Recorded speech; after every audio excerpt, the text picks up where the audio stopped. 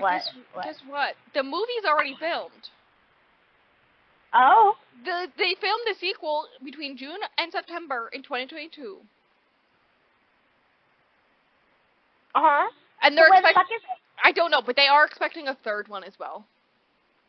Well, where's the second one? Oh, I was like worried because they changed directors in between films. And so I was like, why are they doing that? I think, don't quote me on this, but I think The Old Guard is the first superhero film directed by a woman of color. Right? And so they switched out for a white woman, and I was like, hello? What? And so I was very worried. I just learned that the director of the first one is producing it. Okay. And all the original cast is supposed to be there. Okay. I borrowed the comic, by the way. Yep. It's a good movie. I love that for you. The guy who wrote the comic. Well, I think there were two guys who wrote the comic, but one of the guys who wrote the comic, I think, wrote the screenplay for the first one. Don't quote me on that, but I do know he took part in writing the screenplay of the second one. I know he had a big part in the making of the first one. I don't know if he actually was a writer, but I do know for sure that he's a writer for the sequel. And that's why he's like really big on the idea of it being a third movie, because he likes things in threes. It's a trilogy. It makes sense for the movie series to be a trilogy. If you know. I'm sorry, so that whole movie just covered the first fucking comic? Yeah. If only Netflix got their shit together. That's crazy, though.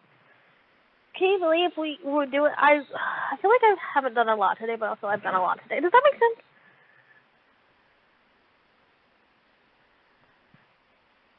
Girl, man, what the hell? Also confirmed, Quinn, the actress who plays Quinn, will be a key part in the sequel. I don't even know half their names because I couldn't fucking hear half the fucking movie. The Asian woman. Oh, yeah. Mm-hmm. Oh my god, like, that was crazy! Kiki, that was crazy. Can you believe that? Can you believe that, Kiki? Apparently, her character is Japanese in the books and has a different name and whatnot, but because the actress they liked the most for the role was Vietnamese, they changed it to Vietnamese character. That's nice. I think that's nice, though. I don't know. Yeah, no, literally, when she was cast, she said, hey, I'm not Japanese, I'm Vietnamese. And the director was like, we can probably accommodate that. Hey, Mr. Writer guy of the books, can we do that? And he went, yeah. And that's it, that's all. Bro, why is there something in my nose that's just clicking? Did you listen to that voice message? Oh my god.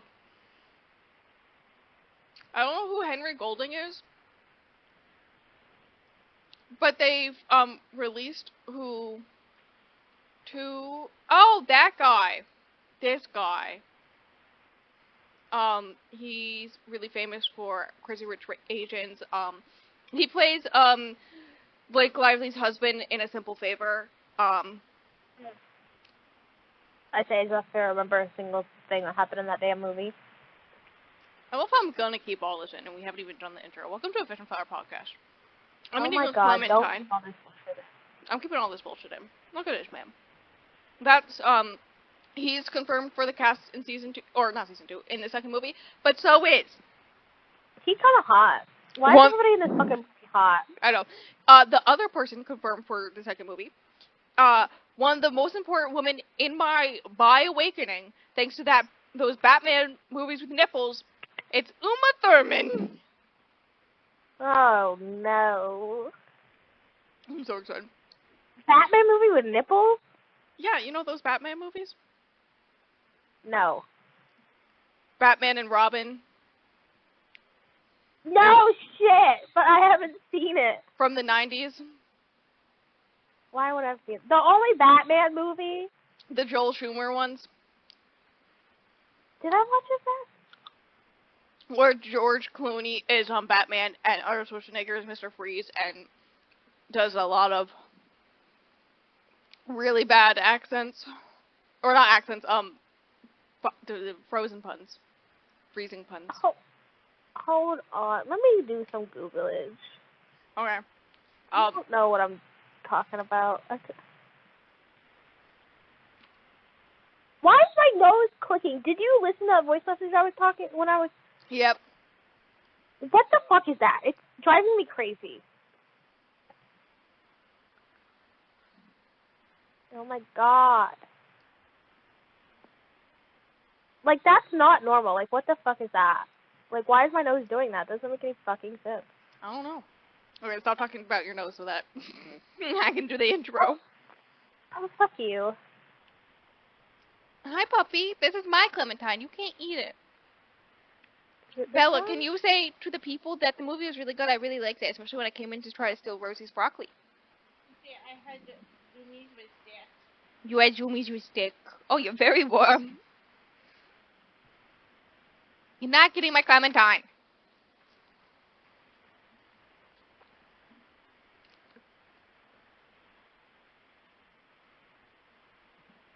Yes, you're very cute, but you're still not getting my clementine.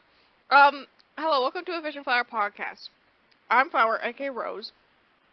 It's currently 4:18 p.m. I have an hour until people get home, so that's my fun fact.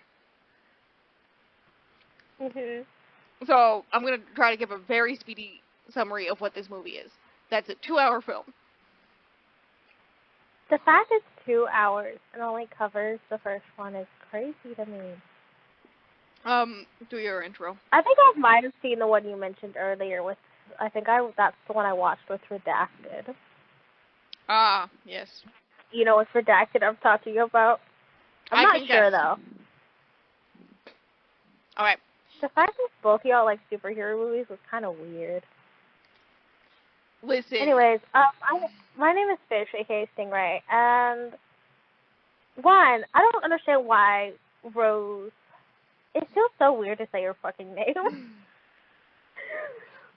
I don't understand why you thought I wasn't going to like this. What would I not have liked? Also, I finally wrote after, too long. And I wrote 2,000 words, and it was amazing. It was lovely. You still didn't answer my question about that one thing. What's my hero? Oh, that, yep. I gotta do that. If it was mean enough. Yeah, I will do that later. Thank you. I love you. I love you too. Did you listen to the voice message where I read the part out about somebody dressed as the Tooth Fairy? Yes. Did you think that was funny? I mean, all I thought of was that Rock movie where he... Is that the Rock where he gets the Tooth Fairy? Do you remember that? Yeah. Obviously, that had to be the movie that went in my head. When... Yeah, the Tooth Fairy. 2010. God, what a time to be alive. Oh, my God.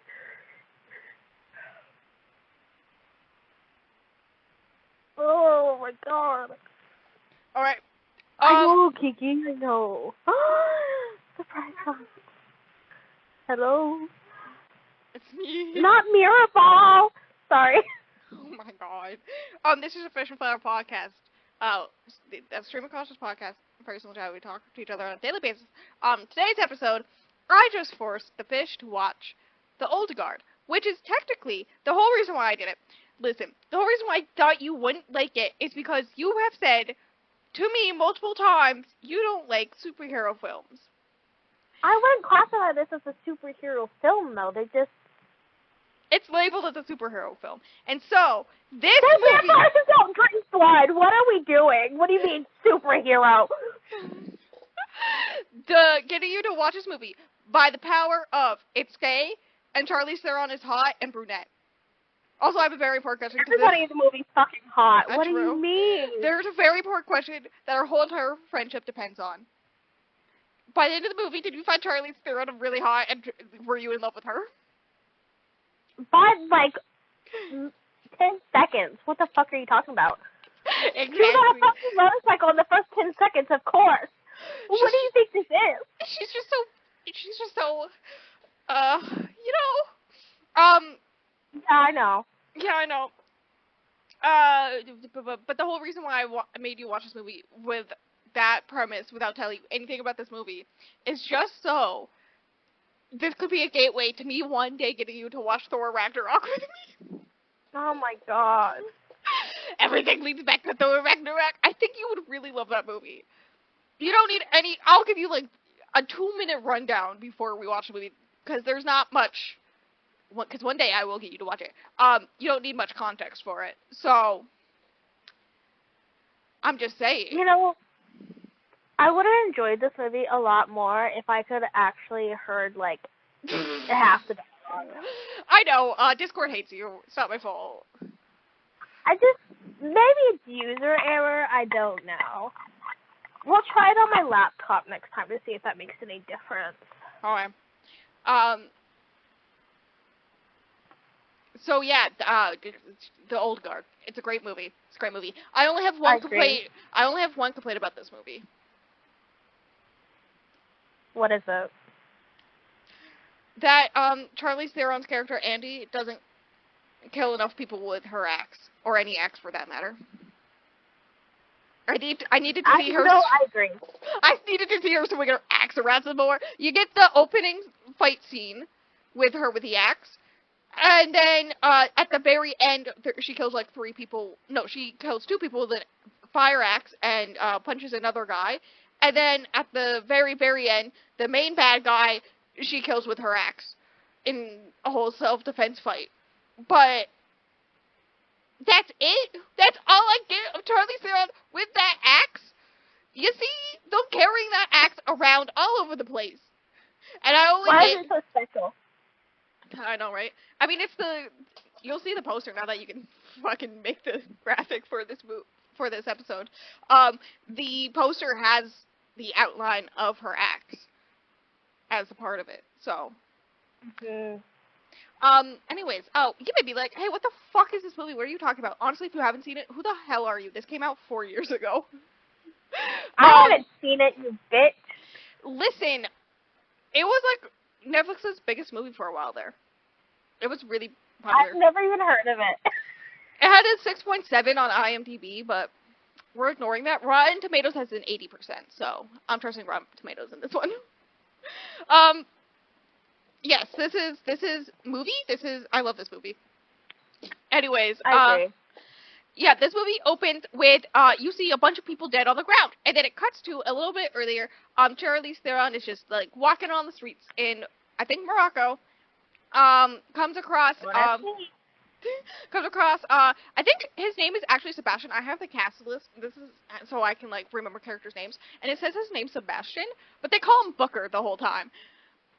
Which is close to Booger, and he deserves to be called Booger. So he deserves to be called something. True. Listen, spoiler for the whole movie. Obviously, near the end, you learn that he is. With Mirabelle and Clarabeau. Sorry. Near the end of the movie, you learn that he has been the one betraying them all along. Right? And so I knew this obviously because this is like the 5th time I've seen this movie. Right? So every time he came on screen, especially setting up, like, the trap and whatnot, I was like, you motherfucker, but I couldn't say anything. Because a fish... I didn't know! A fish had to wait and learn. Yes, meets up with Booger, and then, I'm gonna call him Booger, I don't care. And Nikki and Joe, they're talking, about how they have a possible mission by Copley, some guy named Copley from the CIA, and Charlize Theron is all like, listen, we don't do repeat customers. But Booger's like, no, like, just hear him out. Goes and hears him out. Hey, guess what? There's, in Sudan, some girls were kidnapped. They go and help, take care of the issue. And they get there, and it was all a trap. They're immediately just shot down by a bunch of soldiers. And that's where, like, the very opening of the film is with them dead on the ground after being shot by a bunch of soldiers. And then the soldiers just turn their backs and don't reload the weapons at all, and are just having a conversation in the corner of the room as Like, that's stupid. I know, Like, why right? are we stupid? As you watch the four of them slowly heal, get back up, and then kick their asses. I saw Indy blink and I screamed. I was like, ain't no way. No, my favorite is that because these bitches have been alive. I mean, the youngest one at this point is Booger, who's been alive for 200 years. So, most of them have been using bladed weapons longer than guns. With Taylor Swift again. She mashed up Suburban Legends and New Year's Day. I gotta go somewhere. Okay. So, using bladed weapons are more common for them than using, like, machine guns. So seeing them use both guns, but also swords and battle axes at the same time. Also, that's so iconic. I know, right? Also the choreography in this movie. Anyways, they kill all the soldiers, like, immediately, see the cameras, and they're like, ah, shit, it was a trap. She breaks one of the cameras. We see Copley watching on the security camera, watching all this happen. And then, they are asleep on a train, right, getting out of there. And she's all like, hey, Booger, you're in charge of tracking down Copley. Right, see why he's doing this. And then we go to Afghanistan. Suddenly with Afghanistan, following Niall, who is a Marine, American Marine, right? They're looking for somebody, and they send her to go talk to the woman in the village, because they're in a building that, like, men aren't allowed to in, I think. But also the woman wouldn't talk to any man. Right. And one of the women does... I get it. Yeah, the woman up front does subtly point out where this man is hiding. And they go... Niall ends up killing him, but before he dies, he stabs her in the... or slices her neck, and she dies! Oh, no. I was like, oh my god. And then the main four wake up of visions of her dying. Oh my god, she's a new immortal. What are we gonna do? So Booger, Nikki, and Joe are gonna go to a safe house and try to find Copley, while Charlize Theron is getting Niall out, and so that she can join forces with them. Okay? Now, around this point, we learn that the person who is basically paying Copley to find them and get them is the youngest CEO of a pharmaceutical company ever, Merrick. Stephen Merrick. Like, imagine that's your life aspiration. Like, be so serious. Like, be so for real. Like... Yep. Copley shows him the videos of, them dying and then waking back up and killing a bunch of people, and he's all like, ooh, that's, like, not officially hard proof. He's all like, where's my hard proof? And Copley's all like, getting an messed with sample was difficult because, untainted sample, because, their blood was mixing with all the blood of the people they killed, who killed them, so they couldn't get a good blood sample. And that's so funny. And so he's all like, cool, you work with my head of security, I need all of them alive, right? So that we can run tests on them and use their DNA to make new medicine and get super rich. Blah, blah, blah, like, blah, blah. That's so fucking weird. Like, what the hell? Like, I'm sorry? Like, am I crazy?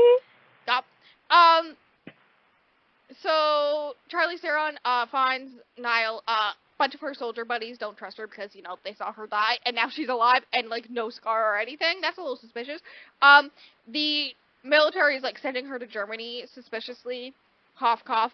So Charlize Theron gets her out, takes her to basically, a drug plane. There's, like, they fight. There's a scene where the plane's taken off and Charlize Theron is just holding the top of the plane while chugging a bunch of vodka. Yeah. It was so hot. It was so hot. This is the important part of that scene. Right. Niall's all like, what the fuck is happening? Right. And I agree. Me too, Niall. I didn't know what the fuck was going on either. Charlize Theron's like, yeah, no, I don't really have any answers on why. I just know what exactly is happening. Right. And she also brings up the fact that at one point she was worshipped as a god, and I would like to know, that is me. I am the one worshipping her as a god. I am down on my knees for Charlize Theron. I'm joining. Don't worry. Don't worry. She's just we're so forming powerful. a cult. Yep. We're forming a cult. Yep. She's just I so feel like powerful. I'd be very susceptible to fall into an actual cult's hands. Pray for me if that ever happens. I will do that. Charlize Theron, is just so powerful. And I love her. That's the end of the story. Right? There's like a whole fight, blah blah blah. In which Niles like doesn't believe any of this is actually happening. She thinks she's like being drugged or something, and then sees her own broken bones healing right in front of her, and she's like, ah shit. Okay, this is real, right? She takes her to this abandoned church in France where the rest of the crew is hiding out, in which, this is where... so beautiful, by the way. Yep. Niall, learns... It's a graveyard. Yeah. Niall... I like the graveyard. I'm sorry. Niall learns that, Charlize Theron is the oldest. I love how I'm not saying her character name. It's Andy, short for Andromeda. Okay? That's how old she is. She's the oldest. They learn that she was on her own for a very, very, very long time before she found anyone else, who is Quinn, the Asian character. Oh my god. Yup, her girlfriend. I will not be taking questions.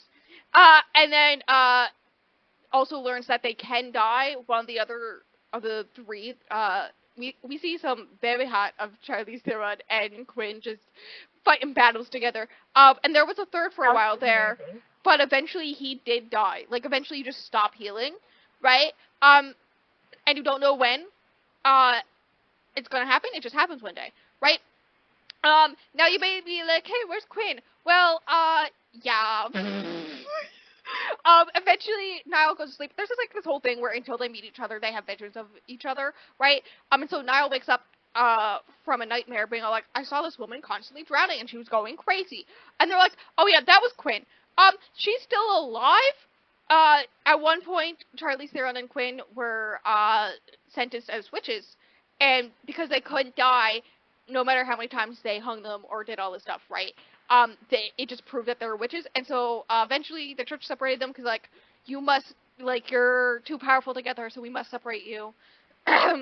So, they put Quinn in an Iron Maiden, locked her up in it, and then dumped it into the bottom of the ocean, and Charlize Theron has not been able to find her. And so she's that actually freaked me out. Like, it actually scared me. Yeah, she's just constantly drowning at the bottom of the ocean. Yeah. Listen, if she's kind of crazy in the next film, I wouldn't blame her. Yeah. Anyways, Niall goes outside, and she's, like, freaking out about the fact that, like, she can't talk to her family and all the shit that's happening and all this stuff. And Charlize Theron's like, it's okay. Right when all of a sudden, oh my god, they're being attacked. There's an explosion.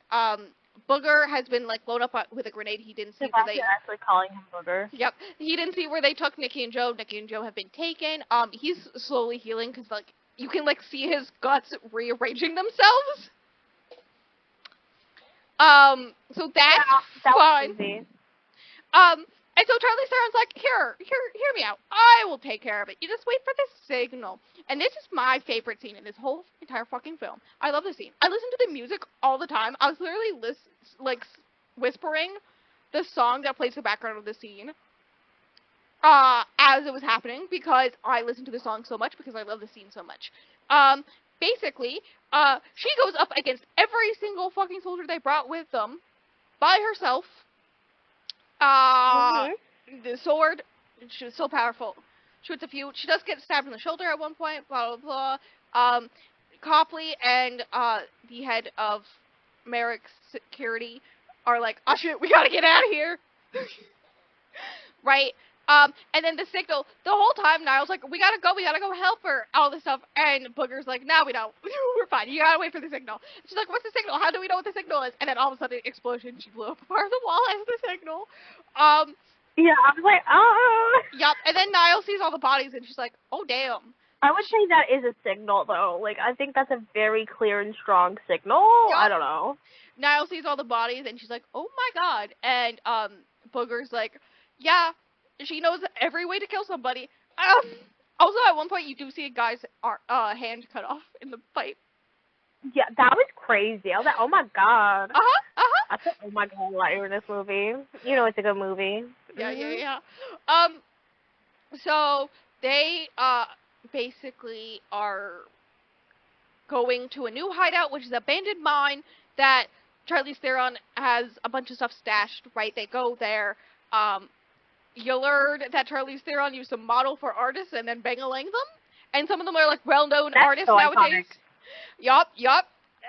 There's, like, a bust of a nude woman, and it's her. And, right? And it's a famous piece of, like, famous artist. We fucked up because I could be posing for an artist, preferably a beautiful woman artist. I could be posing every day for a beautiful woman artist. Right. But I'm not. What the fuck is this shit? Bullshit. I know, right? Why did we completely fuck everything up? Niall is like, oh my god, you, like, knew this really famous artist, and, Booger's like, yeah, probably biblically. Yeah, I Some of the lines in this movie are funny. Charlize Theron goes out to do something, cough, cough. She touches her shoulder and blood comes away, so she goes out to do something. Meanwhile, Booger is in charge of finding where Copley is, right? We do see, Nikki and Joe in the transport van that they're in, tied up. I love them. And, one of the soldiers, a bunch of masculine men being like, men can't love men, is all like, was he your boyfriend? And Joe goes into this whole entire monologue about how Nikki's not his boyfriend. They are soulmates. It transcends regular boyfriendness. Yup. It's like this beautiful monologue that I knew the fish would love. I knew the fish would be obsessed with it. I'm in love with everybody. Also, I didn't do any of their backgrounds. I just realized this. Because Nikki and Joe are true enemies to lovers because they were on opposite sides of the Crusades. Killed each other multiple times before they fell in love. I love it. And then Booger was fighting Napoleon the first time he died. And he had children, and he like watched his youngest die and hate him for like not giving him the ability of immortality. And so that's like he tells Niall, don't go back to your family, it's not worth it because of that. Right? So and then Nikki and Joe kill all the guards. They kiss, and then all the guards are like sitting there like, oh my god, what the fuck? And then pull them back, and it's just so funny. And then like, let them be gay in peace, you motherfuckers. I know, right? And then the van arrives at the plane that will take them to Merrick, and Copley's there, and I think a few other people, and they're like, hey, can you undo these chains? As like there's the dead bodies of the soldiers all over the back of the van. And they're like, ooh, never mind, I guess. And then they take them onto the plane, and I think Nikki gets on first, and Nikki's like, oh my god, how did they have a TV? And just like, do they have champagne? I love them so much. I love them so much. The comedic timing of the movie is really good, too. Yep. So, Charlize Theron is at not a writing. Hey, call her Andy. No! Charlize Theron, is at she's at basically a Rite Aid, but it's not Rite Aid because they didn't want to pay Rite Aid money. It's a drugstore, bang. I don't know. I forgot the word drugstore. Thank you. Because she has that stab wound. There's lots of names. She has that stab wound in her shoulder. That's not healing. Oh no, she's no longer immortal. The cashier helps her fix it up. Right? Is nice to her. And I haven't talked about this, but the big theme of this movie is that the world is, like, falling apart, and their whole thing as a group is to try to help, right, where they can, in their specific skill set, but no matter what they do, nothing can help, because it's going downhill real fast, right? So she returns, to the cave, and, briefly talks to Niall about her family, and then Booger comes out and he's all like, hey, I found Copley. They owe to Copley's. There's an Audi ad. You see the car driving through just a random field with no roads and then show up at this random building. I know that Copley was CIA before, but like honestly, where did he get his money? Because like that was a nice ass building, right? Yeah. Yeah, and, like, Merrick probably wasn't paying him until he got proof that the Immortals exist. So, like, what the fuck is happening? Right? You think he got a bunch of money after his wife died? Maybe that. Maybe. Sorry. Yeah, I haven't talked about how his wife had ALS and died. And that's why he left the CIA. But basically, yeah, no, and then you see the back of the car and it's an Audi and it's just like, okay, so this is an Audi ad. Right? It's funny because Audi is one of the few logos I know. It was an Audi because I don't know anything about cars. Like, that went right over my head. It's like one of the 3 car logos I can tell. Ford, Toyota, Audi, Subaru. That's the thing. It was a Subaru. It was not a Subaru, despite the fact that Andy was driving. That seems homophobic to me. I agree. What are we doing? Right? That's another thing. I haven't said that her and Quinn, it's very heavily implied that they were together. Because when they're, like, chained up as witches together, they say that they will never leave each other and be together forever throughout all of this and all. Why couldn't we get a gay kiss? We did get a gay kiss between Nikki and Joe. Let me rephrase. Why couldn't we get a sapphic kiss? Instead, one of them is thrown into the fucking ocean! Why can't we be happy? Why can't we have nice things, Kiki? Maybe in the second Kiki movie. So, at some point we see Nikki and Joe arriving at Merrick's and they're being experimented on, right? Taking horrible. chunks of them apart and, like, the whole time Nikki and Joe are, like, making jokes at each other to try to, like, keep in high spirits, right? But they're just, like, slowly being, like, getting pieces of them torn out of them and whatnot. Which is not cool. Right? That's an understatement. Copley does know, hey, there's 2 of them. You have 2 of them. You don't need any more. Right? And then he also notices that Merrick is talking about how much money he will make off of them. And he's all like, my dude, what? At another point, Merrick's like, they'll never escape. They'll never get out.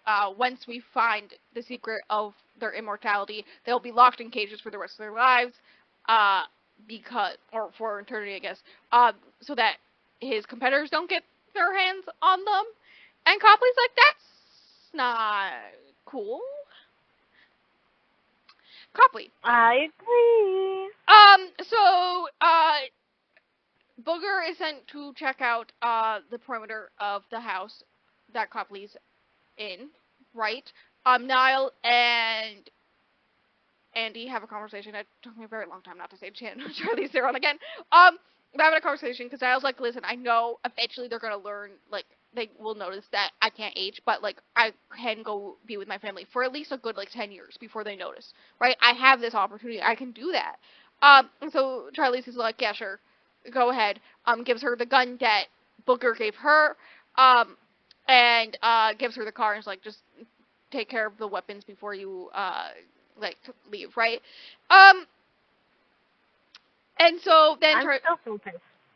Charlize and Booger go in, and she she has Copley at gunpoint. She's all like, tell me where they are. And he says that she's, like, the center of everything. And then Booger shoots her from behind. Like, do something drastic, challenge. What the fuck is wrong with you? I was so betrayed. Like, as soon as they started walking in the house, I knew something was up. I was like, ain't no way. Ain't no way. And then it happened. I was like...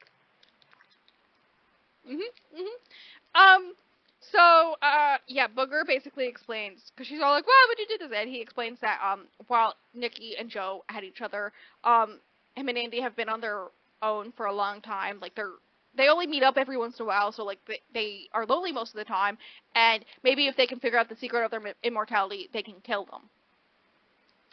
And she's like, you fucking idiot, because she's dying from the gunshot wound he shot her with. He's all like, it was for you, and then she's literally in his already dying in his arms, and it's like, snip, snip, bitch. Yes? Do you think there can only be, like, a set number of immortals at a time, and that's why they slowly lose it? No, because, the other guy that we've seen die, there was only 3 of them total, and now there's with Niall. And also, Niall and her overlapped some a little bit. I don't know, baby. Because Niall, when she is already immortal, does stab Andy, and Andy heals from that. So, there's overlaps for, like, a few days.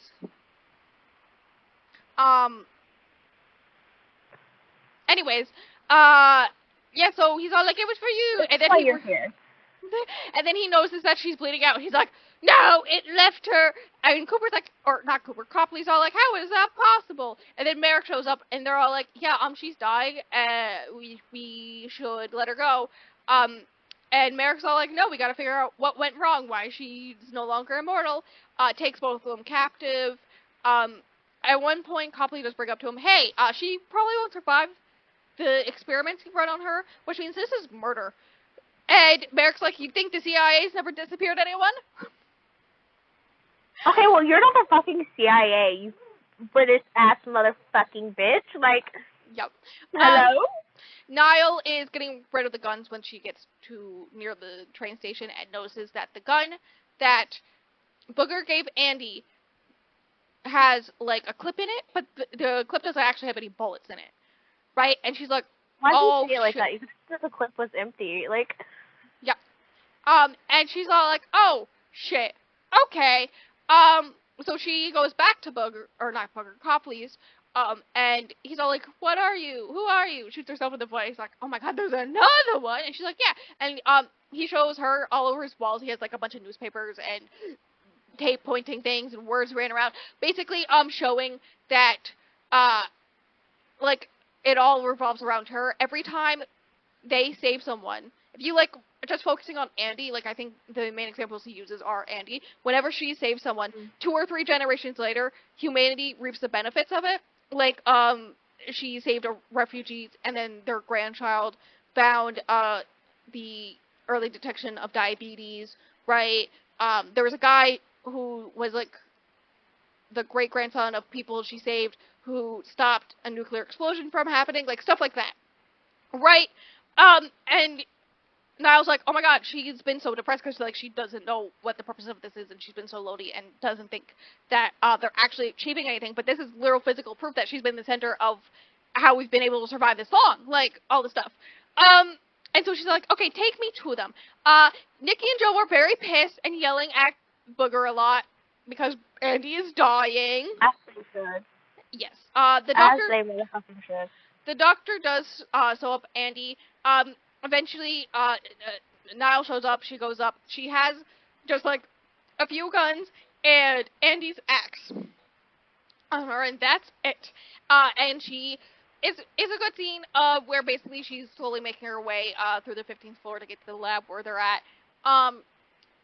It's very funny watching all the soldiers realize, oh shit, there's another one, right? She gets in, she rescues them, and they're all like, okay, we gotta kill, well, Andy's like, we gotta kill Merrick, because if we don't, he will come after us, right? She's all like, this doesn't change anything, we're still all coming out of here, all this stuff, and she's like, also, we're taking Booger with us, I don't care, because we still are a family, all this stuff. Hi, puppy! They make their way along. At one point, Nikki and Joe are fighting the head of security. The head of security shoots out Nikki's brains, which pisses Joe off because at one point, when the final face-off with the head of security guy, he breaks his neck on the floor, and it's a very cool scene. That was crazy. I know, and right? iconic, and I love him. I know, right? He's all like, you hurt my husband! How dare you! Whoa, the way his neck got shoved into, like, his, like, just, you know? Mm-hmm. That was crazy. I know, right? You know, that was wild. Basically, they're making their way to the penthouse. At one point, they're, like, cornered, and Charlize Theron is like, I'm sick of this. Takes the fire axe and fucks up 2 people. And I'm just like, yes! But then I enjoyed that as well, thank you. And then she fist fights a guy and beats him, and then he tells them that they're up behind the penthouse. You gotta go to the penthouse, so they go up to the penthouse. They do this cool thing where they shoot all the guards in front of the penthouse door, right? Where everyone is, where basically Merrick is, and the head of security and a few other people, right? Merrick has her axe now, by the way. And so, the guys his security is waiting for them to come through the front door, right? And then all of a sudden, Nikki and Joe swing through the windows in the back. I love that. I ate that shit up when that happened. I was like, oh my god, yes! Yep. Ha! And then as they do that, Andy blows up the front door, so it's like attack from both sides, and they're like, panicking, and kill them off. Also, there's like this whole thing where throughout this whole entire scene, all the others are like jumping in front of Charlize Theron so she doesn't get shot. And it's very funny watching all these people get jumping in front of Charlize Theron. It was kind of funny. So they kill everyone, but Merrick has disappeared. It looks like the elevator's going down, so Nikki, Joe, and Booger go after him, while Andy and Niall are still up in the penthouse talking by this window, broken window where Joe swung in, right? No, when Andy went to by the window and looked down and like focused on the cars, I was like, I knew there's gonna be something with that fucking window. Yep. It's like you can see the staging here. Right, they're having a conversation, they're being friendly. Niall, this is the first time Niall makes a joke very similar to their types of jokes, and it's like her becoming part of the crew finally, right? And then Merrick's all like, you motherfucker. I don't actually know what he says, but he's really angry that they ruined it all. No, he called her a selfish bitch, as if it was in her control. Like, what the fuck are you on, my guy? I know, right? He threatens to kill Andy, right? And all this stuff, and then he has her axe. I think what happens is Niall jumps in front of the bullet. Andy manages to get the axe into his neck, and then he's about to shoot Andy again, but he's like right in front of the window, and so Niall jumps in front of the bullet, and then jumps out the window with him and land on the car below, and then it's just the three guys are coming out of the building, rushing out already, and they're like, oh my god, and then you just, as they're getting Niall out of the car, as she's slowly healing all her broken bones, right, you like just see her hand like reconfigure itself and everything. You just see Andy slowly walking down, just like, oh hey guys. Right? They go out for drinks, to figure out what to do with Booger, that's his name, Booger. That was me the whole time during that scene, by the way. Yes. They're on like the waterfront, and Niles talks about how Copley has given her a chance to basically make it so it looks like she died in action, right? So that her family doesn't worry about her or anything, right? And this basically his punishment is that he's on his own for 100 years, right? Which means he's like really sad because that means he will never see Andy again, right? Because she's gonna die within 100 years, right? And it's a very sad scene. Blah blah blah blah. Everyone else goes to Copley's, and they're all like, hey, Copley, this is when Andy learns how much she's actually done for the world, and she's like, okay, this is what's going to happen. You are going to find us the specific jobs that we are good for, and any trace of us that's left behind, you're going to fucking erase it. And he's all like, yep, sure. Like, Joe's like, we're not asking, and he's all like, I would say yes anyways, right? Good, as he should. As he should, right?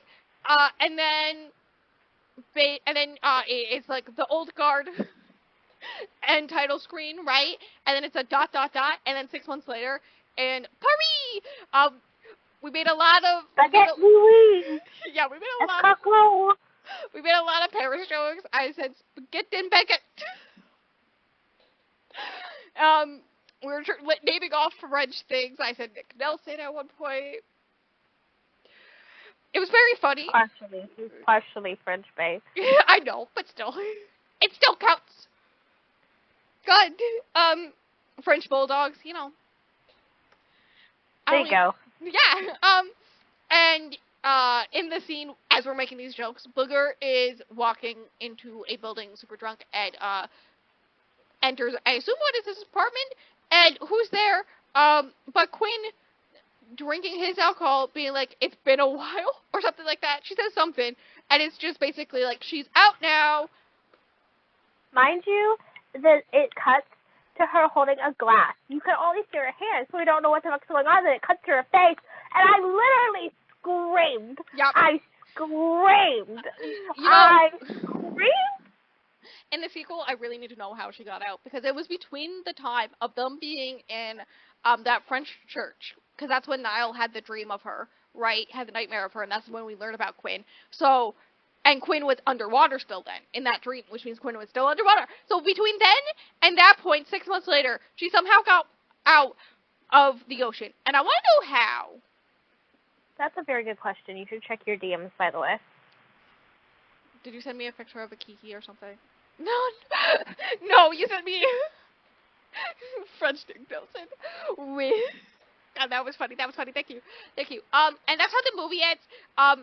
And I think the fish should love because they have not had to wait 4 years like I have for the end of that cliffhanger. You could have read the other two comics, Faye. I know. I've only read the first chapter of the first one because I got that part for free. Oh. Well, it's on Libby, and it's unlimited. Hell yeah. I'm totally going to read them when I'm on vacation. The first one is only on Libby. Our library doesn't have the other two. That's sad.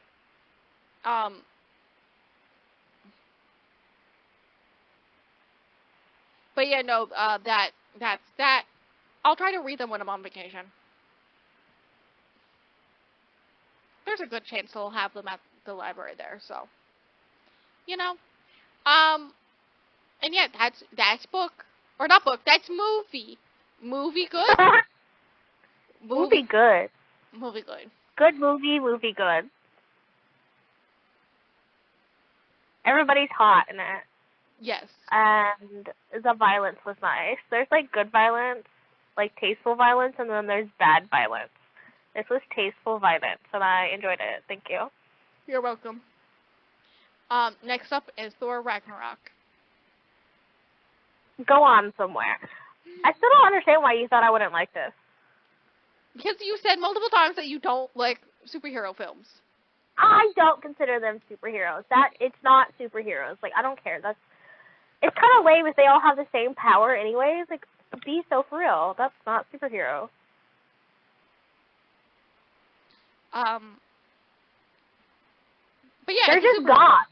No, they're demigods. They are superheroes. Confirmed. That is what they are labeled. I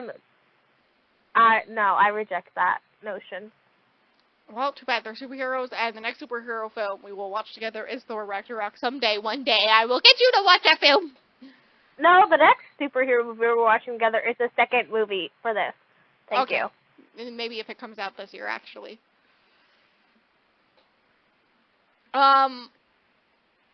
Do you have any thoughts about this movie?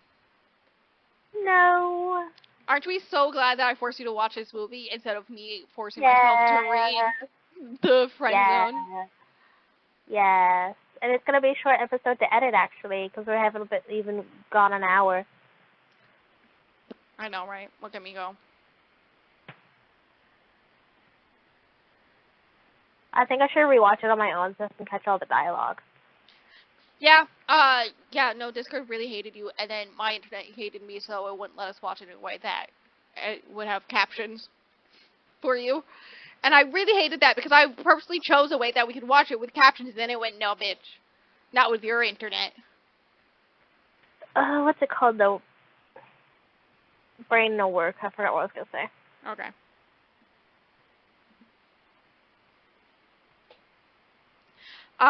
Anyways, the moral of this movie is Charlize Theron is hot, and we should all be at our knees worshiping her. I think the moral of this movie is that everybody in it is hot. That too. Which sounds backwards for us. I know, right? Listen, I'm just a simp for a woman who could kill me. Usually they're blonde, but occasionally I like the brunettes too. Listen, all the women in this movie are brunette. How do you think I feel? How do you think I feel? Yeah. Yeah. TLDR, Rose likes blondes, and I like brunettes. You also like redheads. Right? Yes. Also, a thing that I learned in rewatching this movie with you, is that Charlize Theron has green eyes. You didn't know that? No, and now I do, and now she's just so, Are they green? Yes, they're green. And she's just so beautiful and powerful, and Okay, we get you like women. I like women. This is the People could call gayest. you a swimmer if they wanted to. This is the gayest episode we've done so far. Somehow. Honestly, they kind of look Hazel. Like there's like a like the middle of like the middle of her eyes are like hazel, then she has like a ring of dark blue. Listen, I'm colorblind. We know this. Anyways, movie good. This is just what I was seeing. That doesn't mean anything. Movie good. Good movie. Baguette and some spaghetti is the moral of the story. Yeah, I think her eyes are hazel because sometimes they look blue, sometimes they look green. I love her. Do you have anything else to say about this movie, or are we just going to talk about Charlize Theron's eyes for the next 5 minutes? We're going to talk about Charlize Theron's eyes for the next 5 minutes. Okay. I'm happy to indulge. You want to see this picture I just found? Also, I'd like to know, before we watch this movie, the fish did ask me what they've seen Charlize Theron in, and I was like, oh yeah, the Snow White and the Huntsman, and they were like, oh shit, you right. Listen, hear me out. The evil queen was in the right in that movie.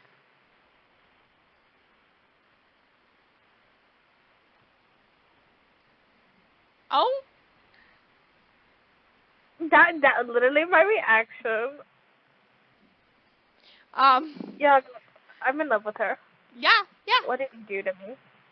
What can I say? I love powerful women.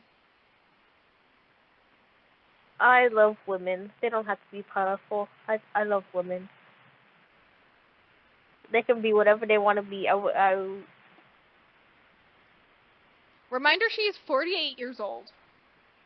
So? I don't understand how that's possible, but she is.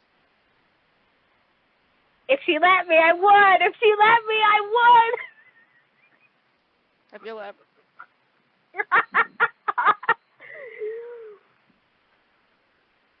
That's crazy. We're crazy. We need help. We need psychological help. I know, right? Now I just want to watch a bunch of Charlize Theron movies. Anyways, she's so pretty and powerful, and maybe single. I don't know. Is she single? Hold on. Do we got a chance? Yeah, we gotta start. We gotta start. Personal life relationships.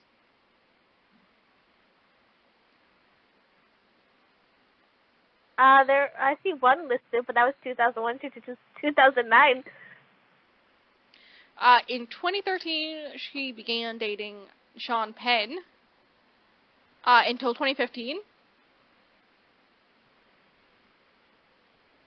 And that's the last reference thing in the relationships section on her Wikipedia page.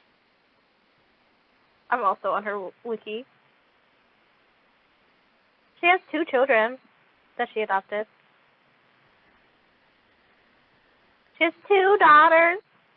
Oh my god, the way that she tore the thumb ligament,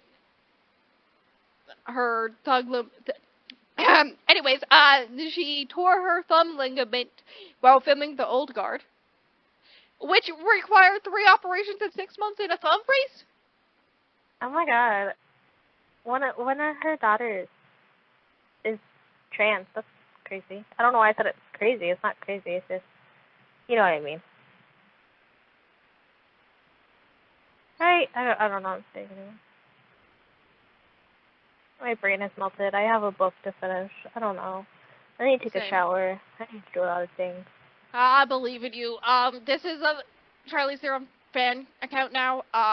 Thank you for coming to this episode of the podcast. Listen. Here, we got a list. It's Charlize Theron, Credence, and Xana. Yup.